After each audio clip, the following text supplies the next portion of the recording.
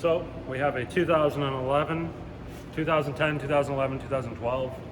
This one's a 10. Ram 3500 with the 6.7 Cummins. And the problem with this one is it doesn't have any high beam bulbs or output. So I went through the diagnostics to check to see what was going on. Found out that I had no power coming out of the bottom of the TIPM to the lights. How do you find that? Just turned the lights on. I ended up looking up a wiring diagram to see which wires these high beams ran off of. In this case, the passenger side, it's the white with the green tracer, and this goes directly to the TIPM, bottom of the TIPM. I forget which connector it is. And yeah, I had no output from the TIPM. So this one's a bit interesting. The light switch is a dial. I'll come and I'll show you. So you've got a light switch here. This turns your lights on, just your daytime running lights, low beam, and then the wiper stalk pushed forward turns your high beams on. So it runs on a MUX circuit. So basically, when you push this forward, it sends a signal through one wire to the TIPM, and then the TIPM on the circuit board receives the signal and then turns a board mounted relay, I believe, on, which then delivers power to the high beam bulbs. And opposite when you pull back on it. Yeah. So yeah, anyhow, I did end up taking the TIPM apart, and I looked on the circuit board itself and did find that there was a bunch of corrosion on there, right where the pins go onto the board, actually on the board though, but right where the wires from the high beam lights go into. So that's the problem. The TIPM's the problem. the TIPM is the problem. The I guess the concern is no high beam lights. So what I did, instead of replacing the TIPM, which in this case was discontinued from Chrysler, unfortunately. Or it costs a lot of money. Yeah, yeah, you could buy it used, or hopefully find like a Remand one. I think Dorman makes one, but yeah, they're a lot of money. You're gonna spend like $600 probably. Minimum. So what I did was took this light stock off, and inside, when you push this forward, there's an arm that swings forward with small feet, and the feet have fingers on them that slide across the circuit board to make a connection. So the one for the high beam, I got rid of that and stuck a micro switch in there. So now when you push this forward, it closes the micro switch inside, which now gives me a switch to work with. So my fix for it, what I'm going to do is feed 12 volts through the switch, and it'll be controlled by, it'll control a relay that'll feed power to the high beam lights. So I made up a relay. I'll show you this foot that's on the inside of that light, or that wiper stock / switch assembly. So this little foot's attached to an arm, so when you pull the switch, it rotates that arm and slides this foot on the circuit board and makes the connection. So this is actually what gives you your flash, or if it goes forward, it turns your high beams on, and until you pull back on the stock. So I just took that out because I'm not going to need it, and I stuck a micro switch in there. So this is the wiring diagram, basically how it works. You got your two bulbs here. This is your totally integrated power module. The instrument cluster and your headlamp switch. So it's a little more complex than just a basic circuit. But here's my relay that I just wired up. We've got a coil side or a control side and a switch side. So I'm going to use on the coil side, I'm going to run that through the switch, or through the, I guess that's confusing. The coil side of the relay I'm going to control with the high beam switch in the truck. And then, so when you turn that on, it's going to energize the coil inside of here, which will close a switch, which is a separate circuit. And that separate circuit will then feed power to the high beam bulbs.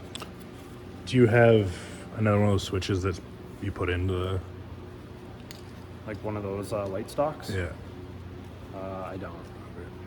It was a bunch of customization. I don't recommend to just rip it apart and do it unless you're fairly skilled.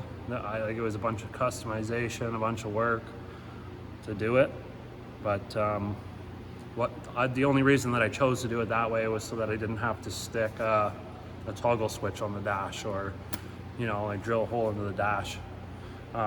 That would be the easy way to do it. You could just run power through a toggle switch right to these wires. That would be the simple way to do it. But then you have to remember to turn the toggle switch off when you want it off. And you gotta mount it somewhere. And it's not right there behind your hand where the Yeah. high beam should be in all vehicles. Yeah. So Yeah. this way, it looks and works the way it's supposed to. It just bypasses the totally integrated power module, that's all. So, yeah, I'm gonna run this relay, wire it in, and then we'll pick up from there and go over that. All right, so this is the connector that all your lights, all your low and high beams go into, which is D on the TIPM, or if you're looking at a wiring diagram, it's labeled C4, which makes absolutely no sense, but whatever. So you grab your connector here, and pin number 2, right here, is white with a light green tracer, and that is your driver's side high beam signal. And then you jump down to pin 7, and that is white with a light gray tracer, and that is your passenger side high beam signal. They're both green connectors. So now what I'm going to do is I've just pulled them out of the TIPM.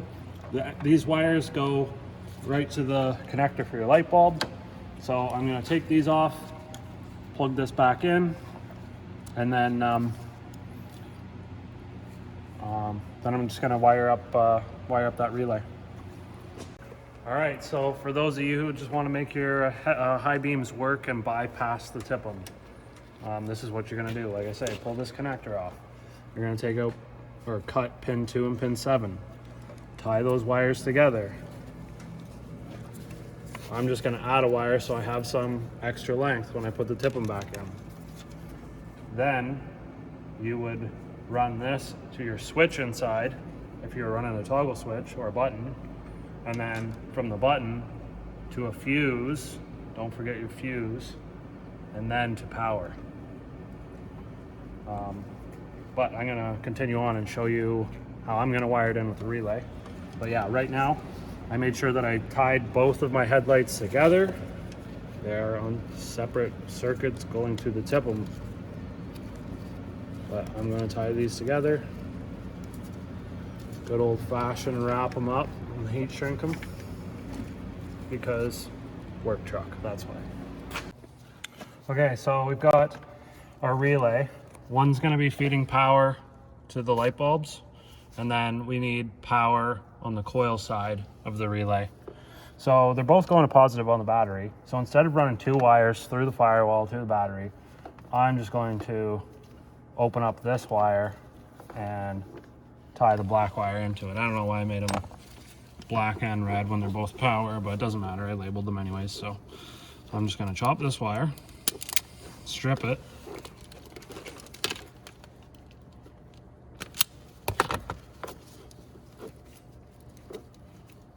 and then these tools are awesome. Mac makes them. Irwin, the vice grip company, they make a bunch of different tools, drill bits. and some of these. These I like the design a little better, but anyhow, grab the other wire that's going to battery and open it up a bit. Grab yourself a pick, and you're just gonna make a hole right in the center, like that. And you're gonna feed this through and tie it together. And then once it's all tied together, run some heat shrink up the wire, and then just heat shrink it together.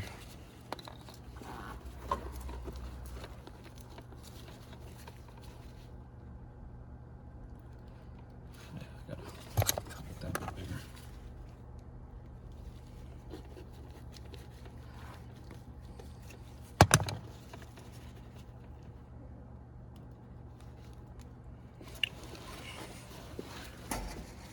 Come on, Tech 28.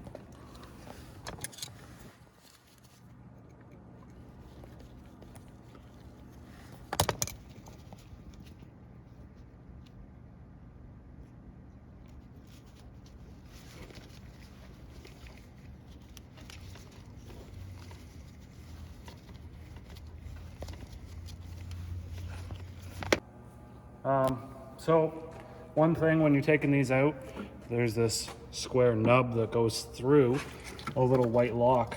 So when you're when it's in here, there's a little flap on the fender liner that you open up to reach inside, and just push this thing up, and that's gonna unlock and allow you to pull the headlight out.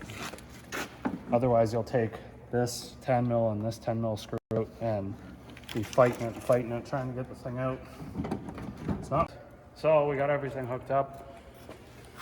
We've got our powers that merge together at the relay, and that's fuse, 20 amp fuse. And then that runs through the firewall to the relay on the other side. So underneath, got the relay all hooked up. I don't know, we'll make a separate video on how a relay works, so I'm not getting too in depth with it. But, so now I should be able to turn my lights on. Low beam. And then turn my high beam on. High beam's off. High beam's on.